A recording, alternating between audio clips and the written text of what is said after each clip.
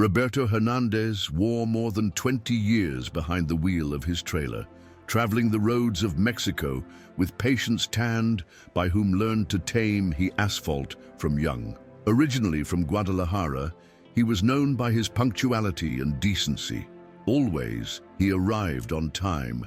He never interfered in problems, and above all, everything, never accepted routes suspicious. He had a code of honor that neither the need he broke. At home, Maria, his father, and his wife were waiting for him. A wife from toward 16 years, and Javier, his son of 8. They lived in a modest house where heat from the stove and the murmur of boleros filled the afternoons. Maria sewed outside, and Javier used to play in the patio while I dreamed of driving a trailer as his dad. Roberto called him Captain, and every time he left, he promised her return with something special. That promise was almost a ritual, like he kiss on Maria's forehead before closing the door. But in the early hours of December 22nd, 1990, something different was felt. In he environment, Roberto woke up startled, with a strange weight in his chest and a concern that did not know explain. Maria had also had a dream weird. He saw it in a road dark, trapped in a fog that never ended. He tried to convince him not to go, to wait one more day, but Roberto smiled tenderly and told him that it was okay. That was it, his last trip of the year, and that shipment of Coca-Cola to Acapulco would help them have a great time. Merry Christmas. They had breakfast in silence, like if both wanted keep each look. Then he kissed her son asleep, covered him better with the blanket, and left without looking back, getting into his blue Kenworth sailor without knowing that would be his last route. When he didn't come back that night, Maria thought that such time had been delayed by heat traffic or a failure mechanics. But at dawn on the 23rd, no call, neither trace. Anxiety became in fear. He called the transport company, but only got evasive, that there was no reports, which probably there was asleep in a way, that she should wait. Mary did not wait. With a Roberto's photograph in his hand, he took Javier and began to search. He visited hospitals, was presented in commands, and reviewed each list of injured or dead in accidents. His desperation was misinterpreted as hysteria. Nobody took it seriously. He must have gone off with someone else, they hinted in a occasion. But Mary knew her husband. I knew something serious had happened. Sold his sewing machine to pay an ex-policeman retired who promised him investigate. And while I walked among papers, false leads and roads forgotten, Javier, with barely 8 years, began to understand what it was abandonment, without having been abandoned. The years passed without answers. Every December, Maria lit a candle and prepared the same tamales that Roberto loved. Still could appear at the door. Javier grew up in the midst of that duel, suspended, helping his mother and holding the workshop with little one's arrangements. To the 13 years already knew sew, handle accounts and repair household appliances. But I also studied at night, hoping to become an engineer. Every so often, he would accompany his mother to check files in delegations distant, or to interview witnesses who claimed having seen a truck similar. Many times were returning. Defeated, but they never gave up completely. Javier, despite the emptiness, forged a determination calm, convinced that one day they would find it. And if they didn't, at least they would try until the end. To the 18 years, Javier got a scholarship to study engineering mechanics at the University of Guadalajara. Although that meant spending less time at home, he promised himself that what he had learned would serve him for more than just building machines. Understand each detail of a truck, each possible fails, every trace that could help him rebuild, a journey lost from his father. During the first years of university, instead of going out with friends, he spent his weekends in reading maps, reviewing logs and interview old people drivers in terminals forgotten. He learned to distinguish tire marks, traffic patterns, and even route codes by colors faded in the trailers. I didn't tell anyone exactly by what did it, but I filed everything away. carefully in a notebook black that always was wearing with me. Meanwhile, Maria was growing old, with her back hunched over and marked hands by the years of work and waiting. It continued believing that Roberto was in some place, such time waiting to be found. After graduating, Javier married Teresa, a teacher she met during a community workshop. He told her the story of his father in his third quote, "No frills, neither dramas." She, far from moving away, became an accomplice silent. Like that endless search. They had a daughter they called Marina, in honor of the sea that Roberto never came to see in that trip. Javier converted her mother, small sewing workshop in a space multifunctional, adapted it for arrangements electrical, carpentry and mechanics basic. He attended local orders and also offered consultancies techniques for carriers. Many of them, upon learning of their history, they shared with him data, anecdotes or clues that they led to nothing concrete, but they fed a memory network shared. Despite the passing of time, Javier did not lose hope. He continued dreaming of finding his blue Kenworth sailor, like if it were an extension of its own heart waiting to be unearthed. In March 2023, a call and unexpected announcement from the Guerrero State Prosecutor's Office broke Javier's routine. At first, he thought it was some kind of procedure administrative related to his workshop, but the voice to the other side of the line, he carefully pronounced a name he had not heard officially from toward decades, Roberto Hernández. They asked him come urgently to verify some findings in a long-standing case. They did not give further details by phone. That night he didn't sleep. Maria, already very sick, looked at him with glassy eyes and barely could tell him, "Go, my love, go and bring him back." The next day, Javier took the first bus to Chilpancingo with the booklet black in her pocket and the heart hitting as never before. Teresa stayed at home, preparing all by needed travel with family. Something inside Javier told him that this time, yes, it was real. That this once, perhaps time, the silence was breaking. If this part moved you, subscribe to the channel. Only then we will be able to continue telling stories that should not be silenced. What he found over there, it was so devastating as Liberator, a group of workers who were working in the cleaning of a ravine near the old road to Acapulco. There was uncovered the remains, rusty parts of a trailer buried under weeds and stones. The vehicle, corroded by heat, time and humidity, still retained visible parts of the original paint. Blue striped navy white, such as I remembered it.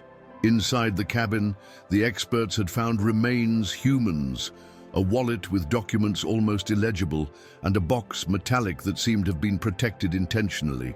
Upon opening it, they found tickets wrapped in plastic, photos, relatives, yellowed, letters, and a small travel diary. When Javier saw the image of his young mother with him as a child in arms, knelt down next to the trailer and cried with a mixture of anger, relief, and pure love. They had found his father, 33 years later, but at last they had it found. Do you feel anything while reading this? Then subscribe.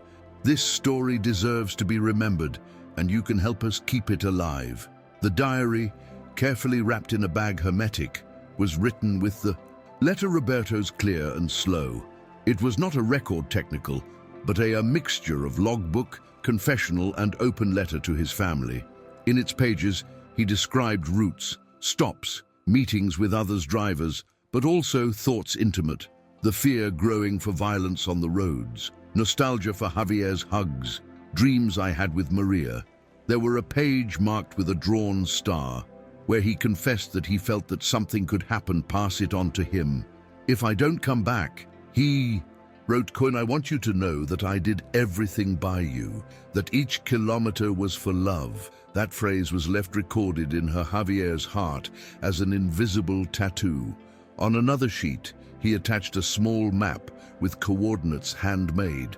It was the exact location of a hiding place improvised, a few meters from the point of the accident. The rescuers, they dug in the site and, to everyone's surprise, they found a wooden box with a remote control car inside, still wrapped in his original plastic.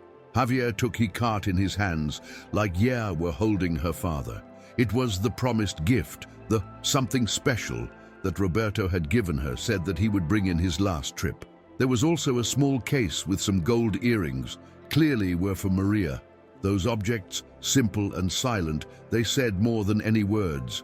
When he returned to Guadalajara, he brought with him her diary, the cart, earrings and an urn with the remains of her father. Maria, although very weak, could see them. He caressed his case with the earrings as Yer would play Roberto's face, and with tears in a hurry by her cheeks wrinkled, said, "Now, Yer, I can rest." He passed away weeks after in peace. Javier buried his parents together, as always should have been, in a pantheon quiet outskirts of the city. For the first time in 33 years, the cycle was closing, but the story of Roberto Hernández was far from over. During the days following the funeral, Javier could not stop thinking in everything that discovery there was meaning, reviewed each diary page one and the other time, looking for details, names, routes they mentioned to others, his father's companions. In some fragments, Roberto wrote about colleagues who also disappeared, about rumors of assaults organized and areas that truck drivers avoided at all costs. That was not just a story intimate. It was a chronicle silent of a time marked by danger on the roads Mexicans. Javier understood that his story was not unique. There was many others, families like yours, waiting answers. It was then when the idea of creating something more was born big, taking part of the money found, which had been carefully conserved by his father during years in that box metallic, found the organization Root of Hope, dedicated to support families of missing transporters and promote research that, by years, had been forgotten by the authorities. The first step was restore his father's trailer. With the help of former Roberto's colleagues, experts in mechanics heavy, and some volunteers who joined the project, began to rescue the parts that could still be recovered.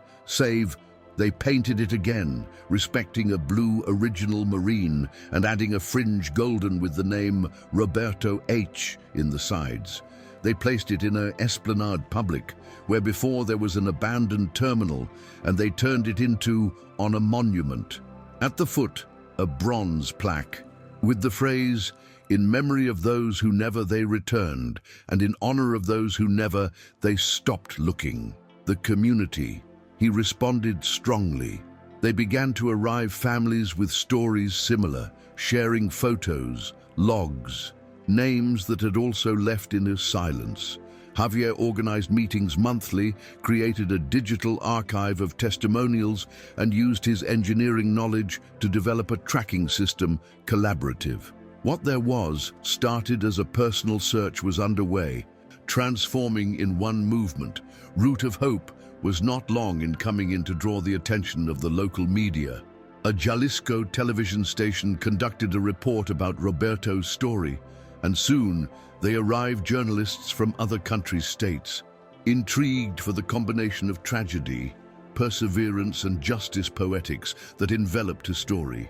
Javier, although reluctant to the spotlights, understood that counting his history was a way to open paths for others. Each interview was painful but also healing. In one of them, he showed remote control car still saved in his box, like symbol of the bond intact between father and son. That image, along with the trailer restored and the travel diary, began to go viral on social media. Many started calling him the son who never gave up. He was invited to conferences, universities, and even congresses about transportation and security. Without intending to, Javier became into a reference for others' families, and in a voice uncomfortable for those who during years ignored his suffering of those who disappeared along the way. Despite the notoriety growing, Javier never lost his original purpose. Every peso donated to the organization was allocated to the search active, to the accompaniment psychological support for family members, and to keep the memory of those who have passed away alive. In collaboration with engineers, he designed a geo-referencing system that allowed truck drivers to record their routes and send warning signs of possible dangers. This system was adopted by a network of more than 1,000 carriers in less than a year. In addition, it promoted a scholarship with the name of his father for children of truck drivers who would study racing techniques. Marina, her daughter, used to accompany him to the events, carrying a small replica of the trailer as distinctive. To her, Roberto was more than a lost grandfather. He was a hero. And to Javier, every history recovered, each family embraced, was a way forward, talking to his father to continue his journey together.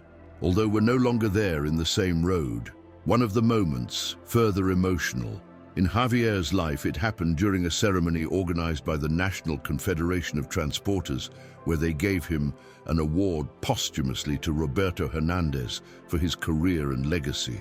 Javier took the stage with his father's diary in his hand and began to read a fragment where Roberto spoke about his greatest fear, dying in his path and be forgotten. The auditorium, full of men and women tanned by the asphalt, remained silent, reverent. When he finished reading, the applause was unanimous, long, heartfelt. Many wept openly. That one act marked a before and after. For the first time, it was spoken publicly of abandonment institutional to the missing transporters. The ceremony was transmitted in direct, and in the weeks following, Javier received hundreds of messages from people who wanted to contribute, share your own stories, or simply thank you by give them voice. That impulse led to the opening of Route of Hope, his first headquarters physics in Guadalajara. The place was a mix of museum, archive, and center community. The walls were photo covers, routes traced, maps interactive, and messages writings by relatives of missing persons. In the center of the main hall, a replica to Roberto's trailer scale, illuminated softly, he reminded everyone by that were there. Javier hired a small team of professionals, psychologists, lawyers, technicians in road safety, and volunteers who took turns receiving those who they arrived with news stories. They also developed prevention workshops for transporters, in those who taught from defense techniques to travel protocols insurance. That one place, which they began to call it the House of the Road, it became a lighthouse for dozens of people who had vivid by years in the huge darkness of oblivion. And for Javier, every day there was a way to prolong the hug that never could give to his father. With the time, letters began to arrive from other countries. Transporters from Central America, especially from El Salvador, Honduras, and Guatemala, shared cases similar: missing relatives in routes dangerous, bodies never found, trailers abandoned. Javier decided to expand his reach of Route of Hope and began working with organizations international dedicated to human rights. Attended forums in Panama City, San Jose, and Bogota, carrying with him his father's diary as a living testimony. His story, which had born in a forgotten ravine of Guerrero, became a global voice for the dignity of transport workers. He was invited to speak at the UN on a panel on disappearances forced in rural areas, where many were surprised to discover that trade routes, sometimes glorified as symbols of progress, could hide so much pain. But not everything was easy. He also faced criticism, threats, evenings, and endless bureaucracy. There were those who accused him of profiting from the pain of others, of using the name of his father to win fame. Each attack hurt him, but did not stop him. Javier responded with work, with data, with results. During the second year of operation, Route of Hope achieved clarify the location of 8 trucks reported as missing since the years 90. In 3 of them were found remains humans who finally were able to be identified and delivered to their families. In each of those funerals, Javier was there present. He did not speak a lot, but hugged strong.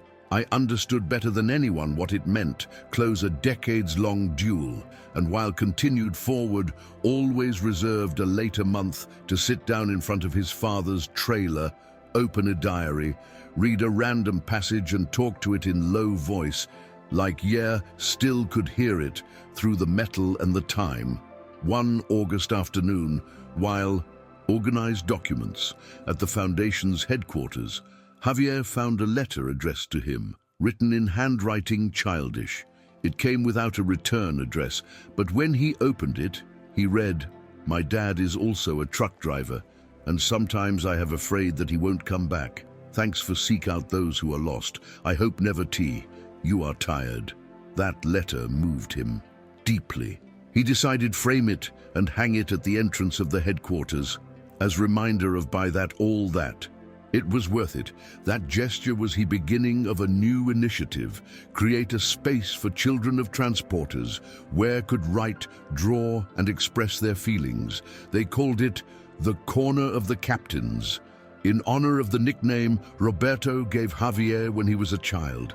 In a short time, the corner was filled with drawings of trailers, letters with promises of hope, and photographs relatives. Many children they began to see in Javier to a hero without knowing that in he background he continued being that son who never stopped looking for his dad. When fulfilled the first anniversary of the discovery of the trailer, they organized a ceremony on the esplanade where was installed he vehicle restored. They came families, transporters, journalists and authorities. Teresa, Marina and the rest of the Root of Hope team prepared an offering with flowers, candles, and photographs of other missing persons. During the act, Javier took the floor, something he did not usually do in public. He said with a voice trembling, "My father disappeared in 1990, but his story did not end there. He us left a map, a gift, a message. He taught us that no one sacrifice made for love one loses really in he time, that there are lives that although silenced, they continue talking, and that while exists someone willing to remember, no one this truly lost. The public." He applauded, standing up, and many came closer to thank you, not only for their struggle, but by give them back a little faith. At that moment, Javier knew his father would be proud. After that ceremony, Root of Hope received a wave of new volunteers.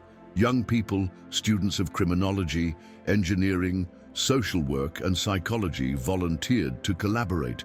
Javier created a training program to empower and channel them, his energy toward a work that really impacted the location of tracks, the support for families, and the route analysis dangerous.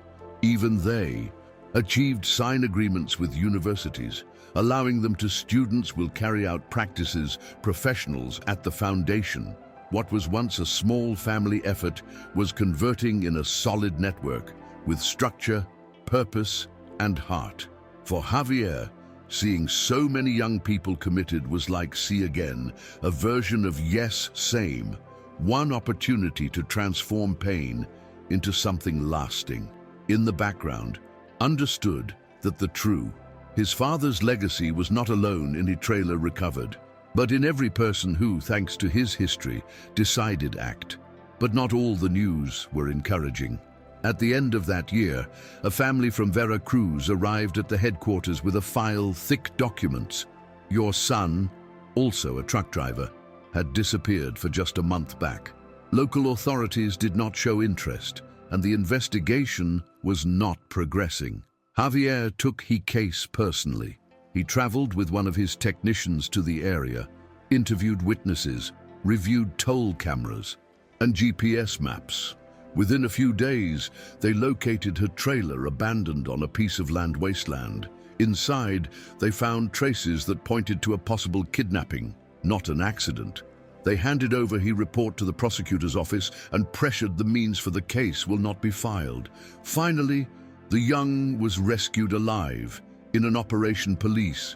He was malnourished and traumatized, but alive. Javier accompanied him back home, without cameras, neither tributes. He only asked them a thing, don't stop hugging each other, make each return a miracle. For him, each life saved was one debt settled with his father. Following months were working intense. As more families they trusted, in Root of Hope, the stories also increased difficult. The search is fruitless, and the silence is heartbreaking. Javier learned to live with the frustration of not being able to help everyone, but never. He stopped trying. Every case that came in was handled with the same dedication that he. There was position in search of her father, some at night. When he got home, he would sit with Marina in a porch and told him, in simple words, what had happened vivid in the day. Marina, curious and sensitive, listened attentively. Sometimes she asked him questions impossible, like by that there was so much bad people, or by that the potatoes disappeared. Javier did not have answers for everything, but a certainty, because not all they know how much a family is worth, but we.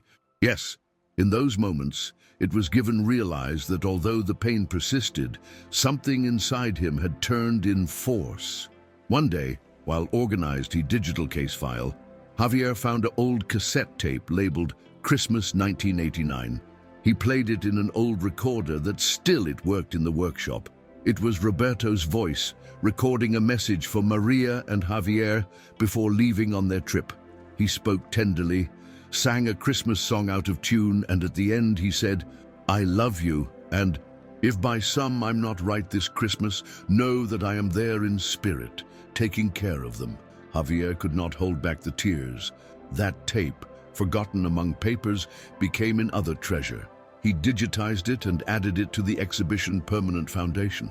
From then on, every December 22nd, the recording was played at dusk on the esplanade in front of the trailer restored. People gathered with candles, in silence, and listened that voice that the there was no time accomplished. Erase. It was a simple ritual, but powerful, a bridge between the yesterday and today. With the passage of time, the impact of Root of Hope began to generate changes further deep. The authorities began to lend attention, pressured for visibility, media, and mobilization citizen. They were created working groups with the participation of the foundation and police, state and federal, and it was proposed a database national initiative for missing transporters driven by Javier and his team. Although his path bureaucratic was slow, by first time it was spoken officially on the subject seriously. Javier was not looking for personal recognition, but I knew that each signature, each protocol approved, was a step towards protecting thousands of workers. In one of those meetings, an official told him, "Your dad, this moving further things from the memory that many in life." Javier just smiled, because he understood that his father's strength came not from power, but from the love he left behind, sown and that he now collected. One morning, Marina, with barely 9 years, approached Javier while he reviewed reports. He said to him, "Dad, when I am grown up, I want to continue looking for those who are missing, like you. I want people know that you are not alone." That phrase moved him more than any award. He felt that the cycle of hope did not end with him, that the seed that Roberto had planted was also blooming in his granddaughter. She decided to write a book, not to win fame, but to leave a testimony. He titled it On the Road, Diary of a Search, and included fragments of his father's diary, letters from other families, photographs, maps, and reflections personal. The book was carefully edited and distributed free of charge in schools, libraries, and transport terminals. It soon became in a reading recommended in several institutions, educational. Javier was not a writer, but every word of his had the weight of a life crossed by love, loss, and resilience. The book had an effect unexpected, inspired dozens of people to create small local initiatives.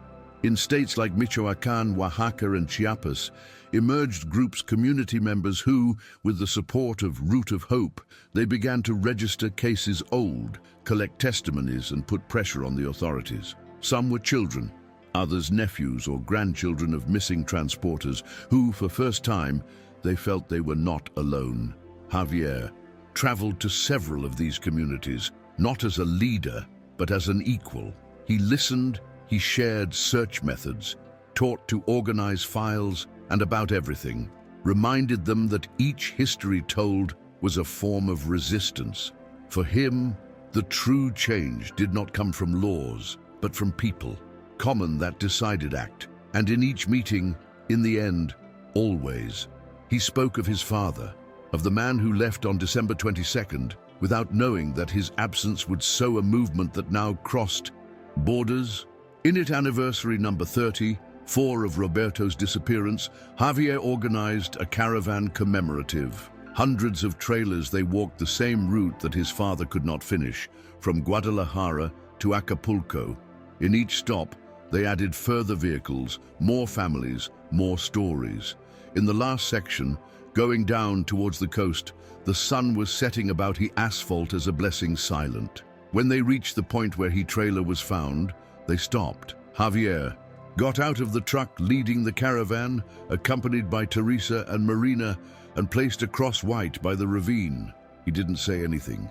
He just closed eyes, took a deep breath and listened. He wind. Like yeah, in his whistle could hear the echo of a voice known. Upon returning, someone asked him by that toward all, yes indeed, already there was found his father.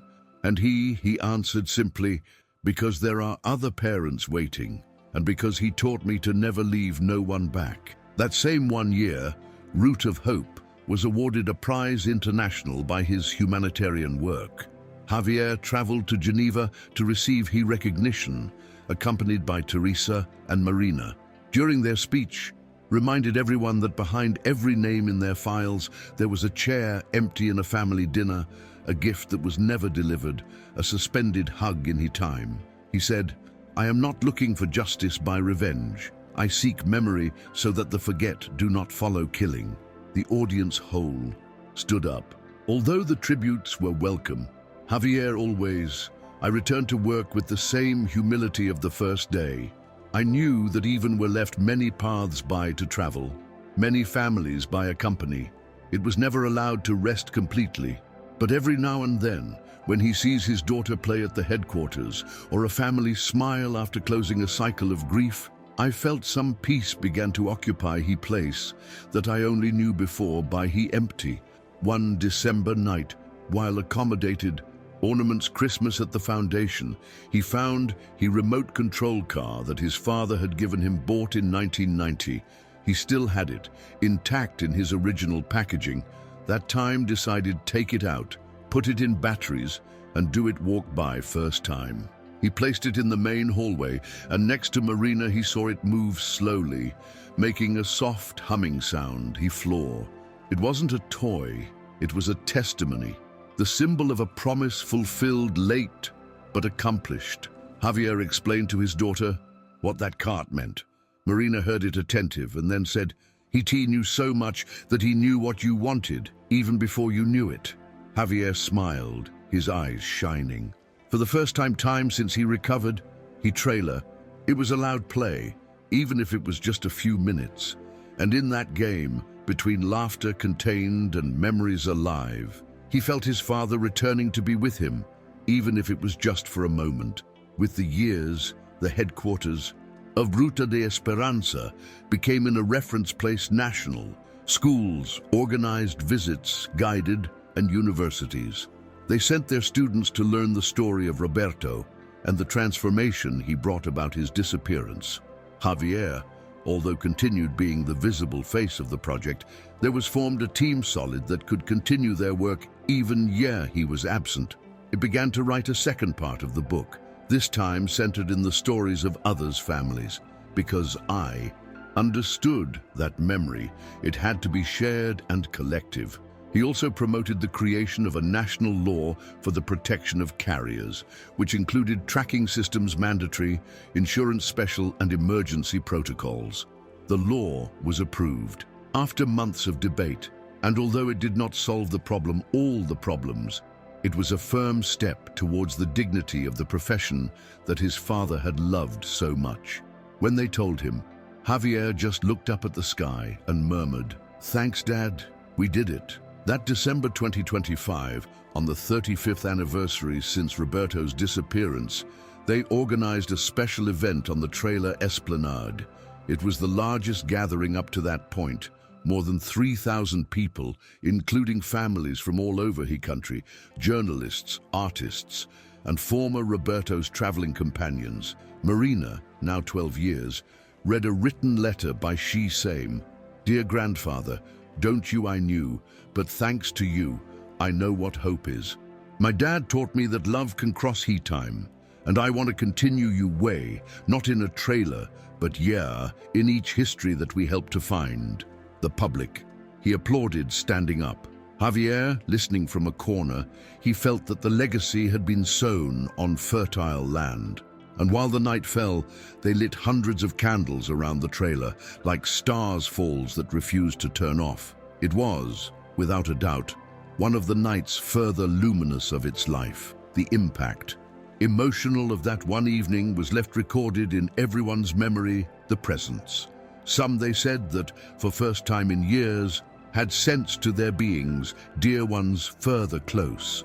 Others, who had reconciled with his grief. The next day, Javier received hundreds of messages, but there was one that marked him especially. It was from a young man truck driver from Chiapas who had thought in abandon his job after several assaults. He wrote to her, "After learning about your father's story, and I understood that this is more than a job. It's a mission. Thank you for give us back our dignity." That message made him thinking as a life, even truncated, could resonate for so long then, touch hearts and change destinations. He decided so open a new line of action, a training program for new carriers, focusing not only on safety, but in the values of community, memory and resilience. He called it Miles with Meaning. That program quickly became a success. Every truck driver who completed it received, in addition to his certificate, a copy of Roberto's diary and a badge with the phrase, "Never T-stop without reason." Many began to take her punch in their cabins as amulet-like promise. The network grew, and with it, the Root of Hope community became still further strong. It was no longer just about searching for missing people, but about preventing new absences to build a culture of care in a trade historically forgotten. Javier understood that he could not change his past, but could influence in his future. And each time I heard a trailer horn sounds as it passes in front of the headquarters, he interpreted it as a greeting, a silent way of saying, "Here we are, we continue, thank you."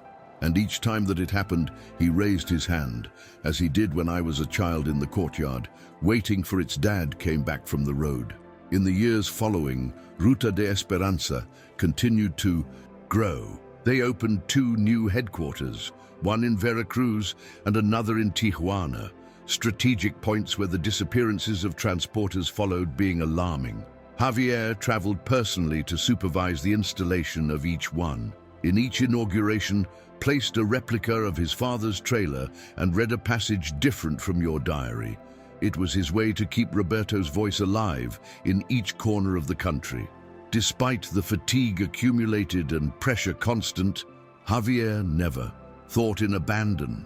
There was converted his duel in purpose, his pain in engine. Teresa accompanied him in everything, silent but firm. I knew when give it space, when to make him laugh, and when simply hug him. Marina, by his part, already began to collaborate at the foundation, helping with social media and writing letters for new families.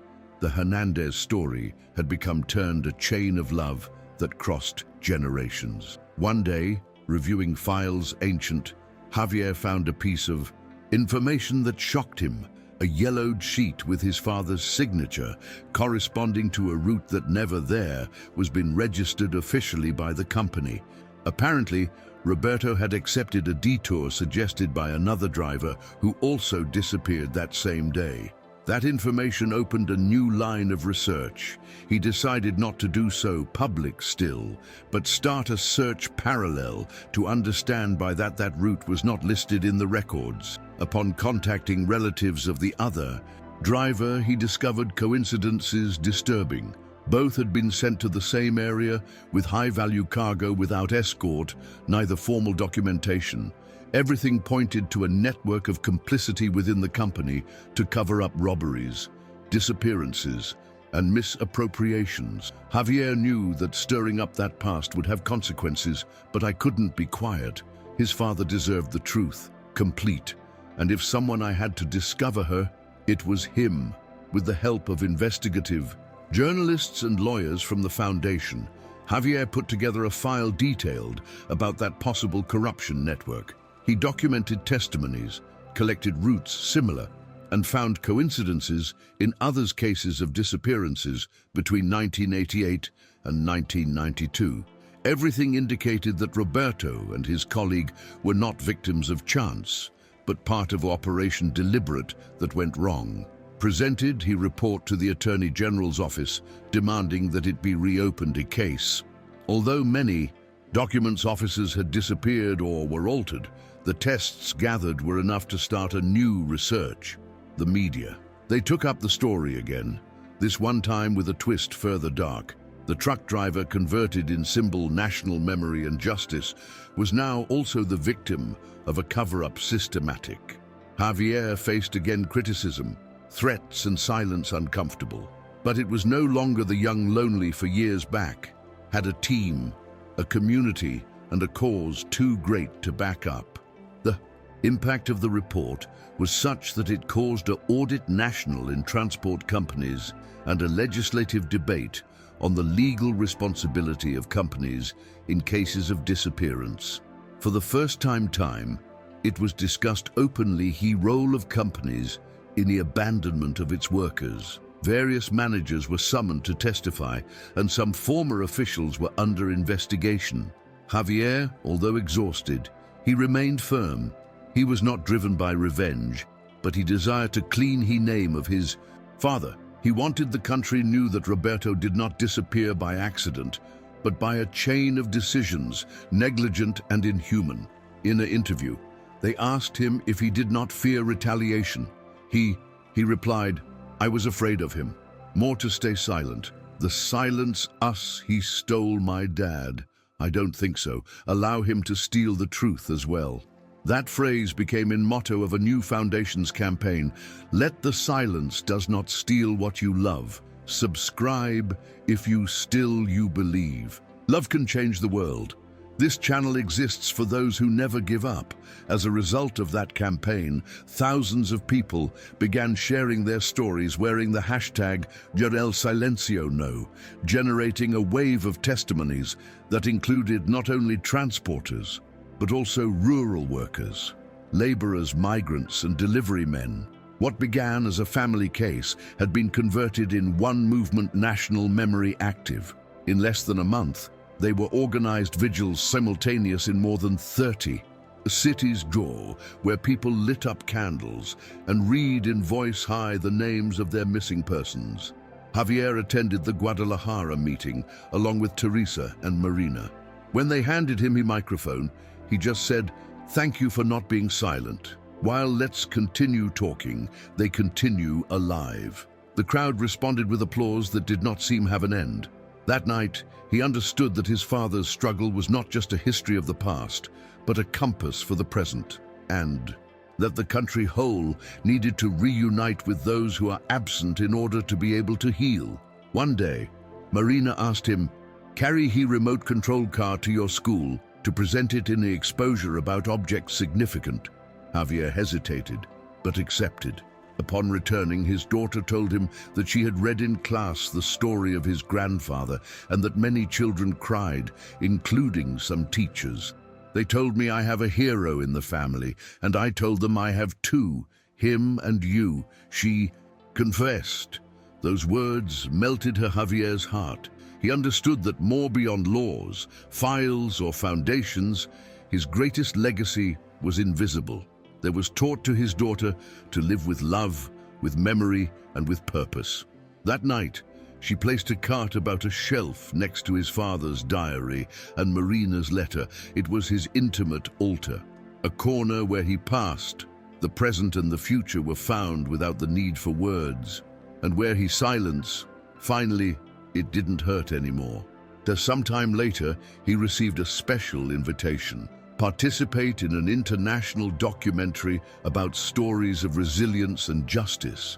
The project, produced by a recognized streaming platform, looking for show how ordinary people had turned tragedies in actions that impacted communities entire, Javier accepted on the condition that the spotlight was shared with others' families. For weeks, a film crew accompanied him in their work daily. Meetings, searches, workshops, moments with family. They also recorded scenes in the ravine where they found He trailer at the headquarters of Ruta de Esperanza, and in He home where grew. The result, it was a portrait intimate, real and powerful. When the documentary premiered, millions of people in all He world learned the story of Roberto Hernández. The networks were flooded with messages of support, gratitude and recognition. For Javier, it was not the visibility that was important, but see as so many people found force in his history. Following the documentary, they began to arrive donations international. With those resources, the foundation could enlarge his reach, offering free legal assistance, scholarships, school children, and an intervention program early in high-risk routes. They also enabled a 24-hour hotline for emergency reports. Javier delegated further responsibilities to your team and was allowed, for first time in decades, take a short break with his family. They traveled to the coast, to Acapulco, the destiny that Roberto never reached. There, facing the sea, they placed a flower on the shore and kept silence.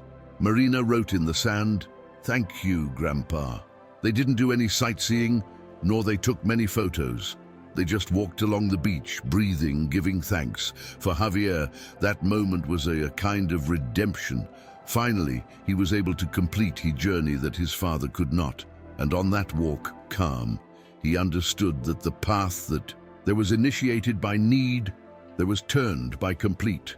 It was no longer the son who was looking for, but the man who guided. Upon returning from that trip, Javier felt different. There was a lightness in his walk, one calm that had never been seen before, sense of the whole. Despite the new responsibilities of the cases, earrings and wounds open that still were left by heal, something inside him had settled. It began to focus further in the formation of new leaders within the foundation. He identified young people with commitment and sensitivity, and he accompanied them closely, sharing not only tools, techniques, but also the importance of listening, of having empathy and acting with integrity.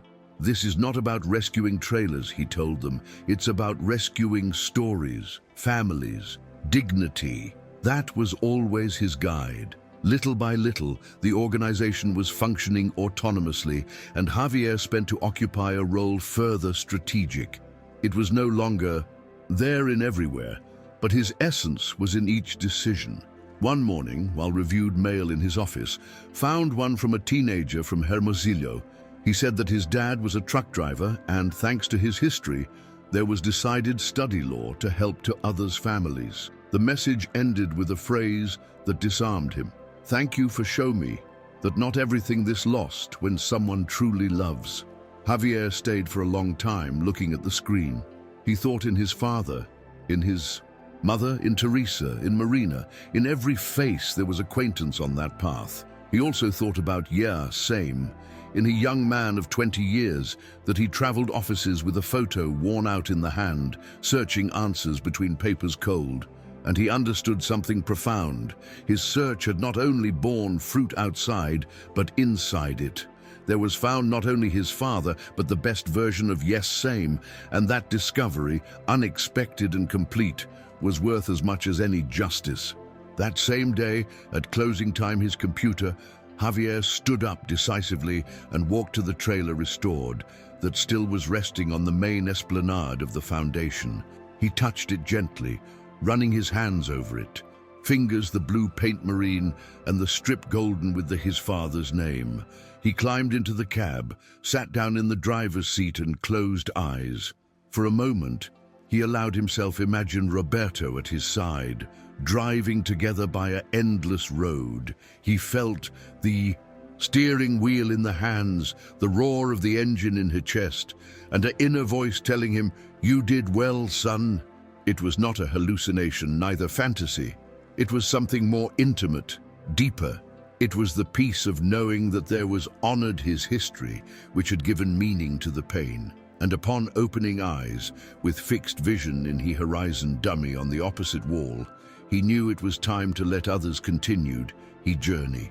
Weeks later, he publicly announced that he would step down from the Foundation's leadership, not to step aside, but to make way for new voices, new energies. It was a decision very thought, which he shared first with his family and then with his team. In the farewell ceremony, a final fragment of Roberto's diary was read, where he said, "The path is not always, it leads to where one expects, but if you walk with love, always leaves footprint." Javier received a standing ovation. He didn't cry, he just hugged each team member to each family present, and then withdrew in silence. I no longer needed to be at the forefront. His story, that of his father and that of so many others, had lying roots deep. Now it was time to sow in others' lands. And while I was walking toward his house, under the Guadalajara sunset, he understood that there was complement his promise. There was brought his father back, and with him, he had restored hope to an entire country. The new director of the foundation was a young lawyer named Camila Rivera, daughter of a transporter who disappeared in 2001. Javier had her acquaintance years back when she arrived desperate with a document folder and a determination that reminded him of himself same. With the time, became in a key piece of the team, leading actions legal and negotiations with the government. Now, under his leadership, Root of Hope maintained his essence, but it adapted to the times.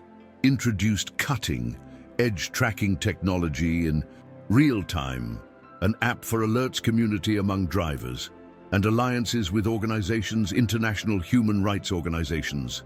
Javier observed all from certain distance, proud to see how the flame continued turned on. It was no longer he is missing would push each gear. The engine that had torn away with her pain, she was now a living collective machinery, capable of advancing by yes alone. Meanwhile, Javier found a new rhythm of life. He returned to the workshop where all began. The same one he shared with his mother in his childhood. He restored it with Marina. They painted the walls, dusted tools, and turned it in a small center community of the neighborhood. There they taught mechanics basic, accounting domestic, and they even gave writing workshops for those who they wanted to tell their stories. Teresa led the women's meetings, while Marina organized activities for children. The neighbors, initially shy, were filling his place little by little, attracted not only by the courses, but for the warmth of the Hernández family. There was no longer cameras, neither press, only one community rebuilding from down. Javier understood that hope is not always found in the big one's deeds. Sometimes this in simple things, one chat honest, one late teaching to change a tire, a letter read in voice high without hurry, things, small ones that, added together, also make justice. One day, a neighbor asked Javier to help her grandson with a homework about heroes. Mexicans. The child, barely 9 years, arrived shy with a notebook in his hand and asked him, could write about he. Javier laughed modestly and replied, "I am not a hero. I am just a son who did not give up." But the child, he insisted, saying that he had read his history in a library book and that its mother cry while telling it to him. He accepted, moved. He told him his history, not with drama, but as would talk about a friend. In the end, he showed him his remote control car, and the child asked him take it a photo with him. That image remained punch in the school notebook, with the title, Javier, the one who brought his dads back. It was then when he understood that his legacy it didn't belong to him alone, but to everyone. Those who learned to fight with tenderness. Subscribe if you think a story can open paths, because it doesn't end here. They passed the months, and Javier, although further serene, he continued linked to the world of transport. He maintained contact with old people, his father's colleagues, many already retirees, who came to visit him at the workshop to share stories. One day, One of them arrived with a box. Old woman. Inside, she found photos, a uniform and a cassette recorder with more messages from Roberto, who believed lost. Hearing one of them, Javier recognized a song his father used to sing to him as a child. He felt a knot in his throat, in the throat. He decided convert those audios in a capsule sound that he shared with others' families through the foundation. It was a way to show that memory does not always this in written words, but also in the voices that still live in the air. That capsule was reproduced in bus terminals throughout the country during the week of the carriers, such as tribute to those who left and those who still continue searching return. That capsule sound, it was so well received that they decided transform it in a radio series entitled Voices of the Road, where each episode it told the story of a missing transporter, with testimonies from his family and recreations of his last moments. Journeys. Javier's voice served as narrator, but also as thread emotional that united each story. The first episode was dedicated to Roberto Hernández. When it was broadcast by first time, thousands of people stopped his routine for listening. In homes, trailer parks, community radio stations, the story resonated as a prayer collective. Many called crying, others they wrote thanking. What I most impacted Javier was a letter from a woman from Sonora who said, "I didn't know her dad, but after listening to it, I felt like it was mine too." That series not only made visible the absent, but united families through sound, reminding them that absence has no by what to be silence. With the time, Marina began to write your own chronicles, inspired by his father's work and his grandfather's story. He created a blog where he recounted from your point of view what it meant growing up with a legacy of memory. His texts were fresh, sensitive, and full of hope. He soon won readers in all the country.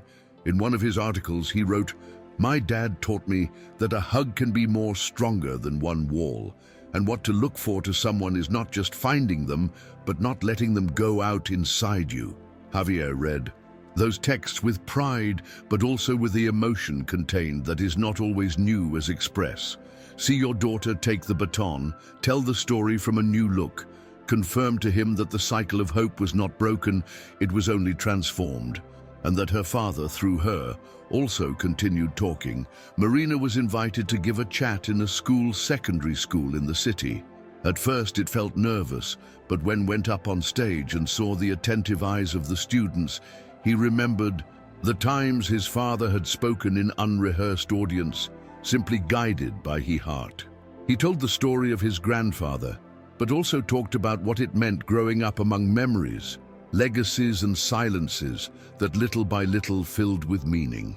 At the end, a young man from the audience approached him and said, "I lost my dad too. On the road, I thought I was alone." Marina hugged her without saying anything. She understood that, although she was not an expert, her voice, she had courage. That experience marked her so much that she decided to study journalism with the idea of becoming a chronicler of the stories that do not appear in the newscasts.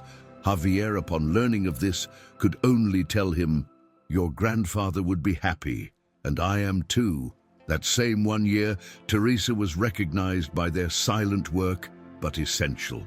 For more than 2 decades, there was been Javier's emotional pillar, holding him up in his moments of doubt, accompanying him in each step and forming part active of the foundation without seeking prominence. At an event internal, the Root of Hope team paid tribute to him. Surprise. They read letters from families grateful. They showed photos of their workshops, and they projected a video where Marina said, "My mom is the heart that cannot be seen, but that makes everything work."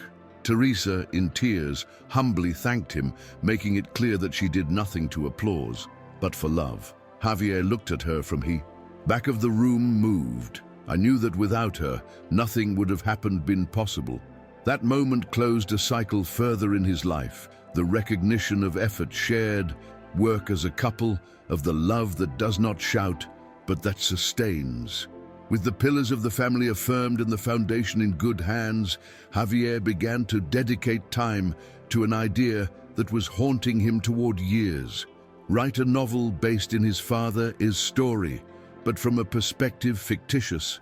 I wasn't looking for document, but excite, transmit her journey, emotional absence, the fear and hope through characters inspired in real life. For months he would get up early to write in silence, at the same table where his mother used to sew. Every word was a tribute, every scene an echo of his childhood. When it ended, the first draft, she shared it with Teresa and Marina. They both cried when they read it. The novel was published by an independent publishing house and titled Kilometers That Teens Are Not Forgotten. It soon became a success unexpected. Readers of different ages connected with the story of that son who, in each section of the road, reconstructed not only the whereabouts of his father, but also his own identity. From the book emerged reading clubs, adaptations, school children, and even one play in a local high school. Javier attended an unannounced performance. Sitting among parents and students, he watched a young actor perform his version Teenager Searching. Through files and roads, listen phrases that he same there was lived, now said by others, shook him. At the end of the performance, the students recognized him and cheered him. He went up on stage just to thank, but term saying, never underestimate the power of one history. Sometimes it's the only thing we remains to be seen forward. That night returned home with a light heart. He finally understood that his history was not only a burden, but also a beacon, something that could light the path of others, and that while someone followed her counting, his father would still be alive in each word, in each road, in each silence that was broken. The foundation, already under the Camilla's leadership, organized an annual festival called Voices on the Road, where they met families, artists, chroniclers, transporters, and young people committed to memory. The event mixed art, testimonies, and activities community. For 3 days, the streets were filled with murals, mobile phones, presentations, theatrical performances, and concerts with songs dedicated to the absent. At the first festival, Javier was invited to close his encounter with a few words. He went up on stage, accompanied by Teresa and Marina. He did not prepare speech. He just said, "My dad disappeared on December 22nd, but his voice go on resonating 35 years after. And if you are here, it is because these voices deserve to be heard. Let's not let them be silenced." The ovation. It was so strong that some neighbors, they left their homes to join together. That night, Javier felt that hope was no longer his. It had become multiplied, transformed, and now belonged to everyone. 1 year afterwards, Marina was accepted in a prestigious university to study journalism and social communication. Before leaving, he asked his father for a very special gift. He wanted him to give him, officially, his grandfather's diary. Javier thought about it for a moment, and in the end, he gave it to her wrapped in a fabric embroidered by his mother. "This diary was my compass. Now I want it to be you, map," he told her. Marina hugged him strong, and with tears in the eyes, promised that he would take care of it as the greatest treasure. That night, before she left, the three, they had dinner together. They remembered anecdotes, and they laughed at that mixture of nostalgia and pride that only families who have survived the pain they know. When Marina boarded the bus the next day, she was wearing her diary in the backpack, the remote control car in her heart, and the certainty that his history did not begin but continued, because memory, when sown with love, never ends. With Marina studying away, the house became further silent, but also more reflective. Javier and Teresa resumed old routines: sunset walks, readings in voice high, afternoons of coffee with neighbors. They didn't need fill his silence with words, because between them, everything was understood with glances. One day, while organized boxes ancient in the workshop, they found a small Maria's notebook, Javier's mother. They were notes, scattered, thoughts, lists of expenses, and, among them, a letter never delivered to Roberto. In it, Maria told him that she had forgiven Bai to leave, which he understood his duty, and that, although the pain had her consumed, had also taught to love further strong. Javier read it in low voice, with wet eyes. He decided, I place a copy in her trailer restored, so that everyone the visitors could read it. Thus, the story would not only be about him, but also about his mother, that woman who held all without asking for anything. With the passage of time years, Javier was invited to train part of advice advisors, human rights panels, and meetings nationals about memory historical. Although accepted some commitments, I preferred keep in your neighborhood, in his workshop, in his center community. There I felt that the change was more tangible. One day, while taught a young man to change he oil from a motorcycle, the boy said to him, Don Javier, you don't look like someone famous, but all they wanted here as if it were so. That phrase drew from him a laugh sincere. I wasn't looking for fame. I just wanted no one further felt the abandonment that he lived. That same young time later, I would write an inspired song in Roberto Hernández. He touched her in a local fair, and when he finished, looked at Javier and shouted into the microphone, thank you for not stopping looking for him. The audience applauded excited, and in that applause, Javier felt a time more than his father followed there, among the people in each gesture of gratitude. Young man's song became so popular in the community that it was soon recorded by a regional group. It was titled Back in the Way and narrated, with simple but verses powerful, the story of Roberto, his disappearance, and the search tireless of his son. The melody began to ring in terminals, local radios, and even in caravans of transporters. Javier, every time I heard it, I felt a mixture of humility and pride. Never imagined that the memory of his father would reach so far, so many forms. The music became in another form of memory, one that connected even with those they didn't know the details, but they understood his message. Teresa, in a late anyone, said to him, do you realize? Now he is part of the folklore, of the culture of a people who learned to resist. Javier nodded, in silence, because he knew that, without intending to, his father had turned into something else, greater than the tragedy, in symbol. Upon completion 60 years, Javier organized a small celebration in the workshop, surrounded by its people further close. He didn't want gifts. He just asked that each guest would take a history handwritten, something they would have lived, learned, or felt. Thanks to the existence of Ruta de Esperanza, the pile of leaves grew quickly. Stories of reunions, words of gratitude, children's drawings, poems. He spent hours reading them, one by one. At the end of the day, he looked at Teresa, hugged her strong, and said, look what we built. She replied, you built it, I just walked to your side. That night, under a clear and noiseless sky, Javier lit a candle in front of the trailer restored, as it did every December. On 22nd, closed eyes, took a deep breath, and without saying a word, gave thanks for everything, for so much, for continuing walking. Over time, many. They began to ask Javier if I would write other book. At first he hesitated, but finally accepted his challenge. This time I wanted count on your history, but that of others' families, those who had arrived at Ruta de Esperanza looking for the same thing as him, a light in the middle of the void. He gathered a team of chroniclers, designers and photographers, and during more than a year they toured her country documenting testimonies. The result, it was a collective book titled Footprints in the Asphalt, where each chapter represented a life, one absence, a search. It was presented in various literary fairs and adopted by institutions educational as reading material mandatory.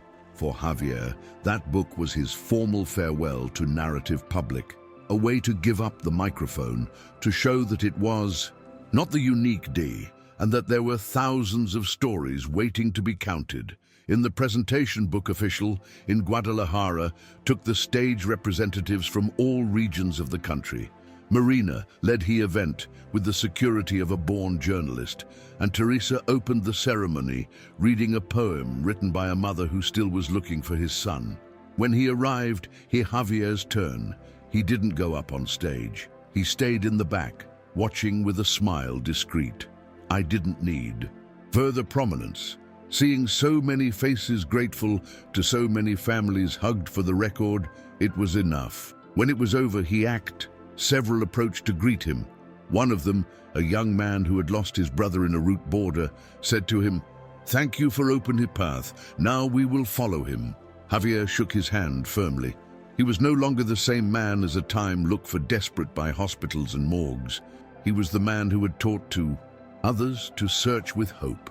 The last ones, Javier's years were calm, dedicated to their family, the community, and their garden, which there was careless by decades.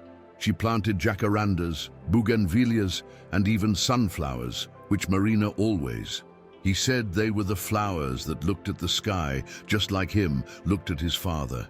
Every morning watered the plants, listening to the recordings, Roberto's old ones. Like would still speak to him.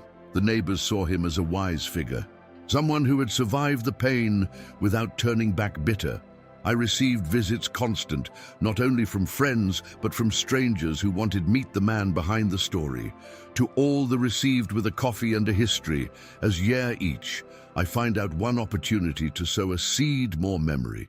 And in each chat, he repeated again his phrase favorite, none sacrifice made for love one loses really in time. Are you here? Still? Then make it worthwhile. Subscribe and share this story with someone who need. One day in December, shortly before Christmas, Javier felt tired. It wasn't sick. It was like his body told him that there was arrived at destination. That night, he sat down in front of the trailer a time more, with a blanket over his legs, and watched the lights of the foundation blink in the distance. Teresa sat at her side in silence. And then Marina arrived, already adult, with a file in hand. "I am writing history complete, Dad," she said. Javier looked at her tenderly and replied, "Then write it well, not to tell the end, but so that others know as start." It was his last conversation long. Days later, he left in peace, surrounded by the yours, with his father's diary in his lap. There was no funeral massive, neither tributes noisy, just one caravan, silent trailers that accompanied him to the cemetery with lights on, engines low, and one certainty shared, that there was no path to Javier Hernández finished. There was only changed course. After his departure, the foundation organized an event intimate to commemorate his life. Camila took the floor and said, "Javier did not look for recognition. He sought justice.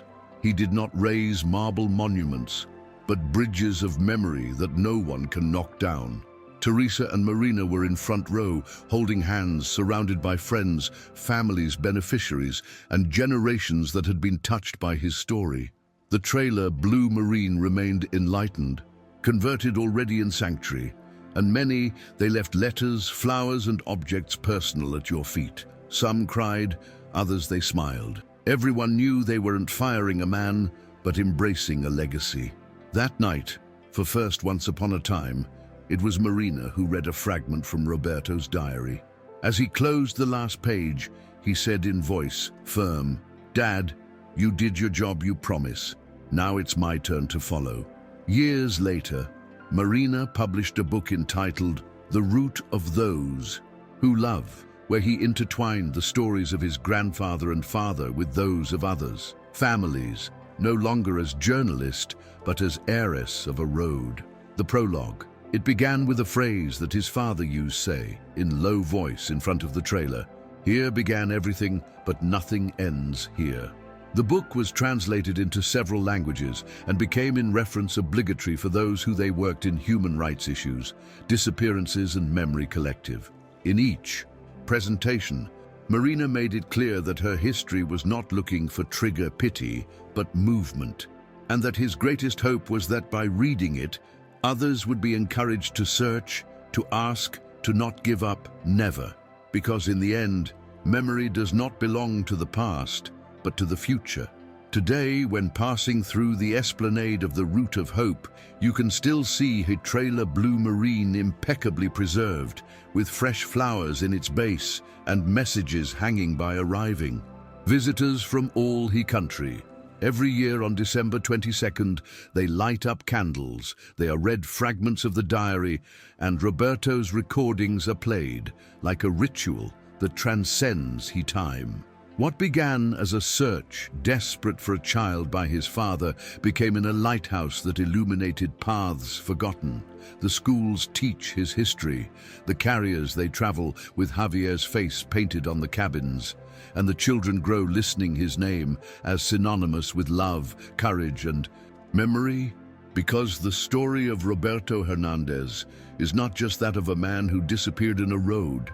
It is the story of a country that learned to remember, of a son who refused to resign, of a family that became the pain in the engine, and of a hope that did not stop, never. As Javier wrote in the last Your Page novel, before closing his notebook forever, I didn't find my father in a grave, I found it in my walk. Because every step I took looking for him led me to becoming who I dreamed that I would be. And that in the end was your greatest gift, Big. So we can continue creating these kinds of stories. Subscribe now. Your support is what keeps this channel alive.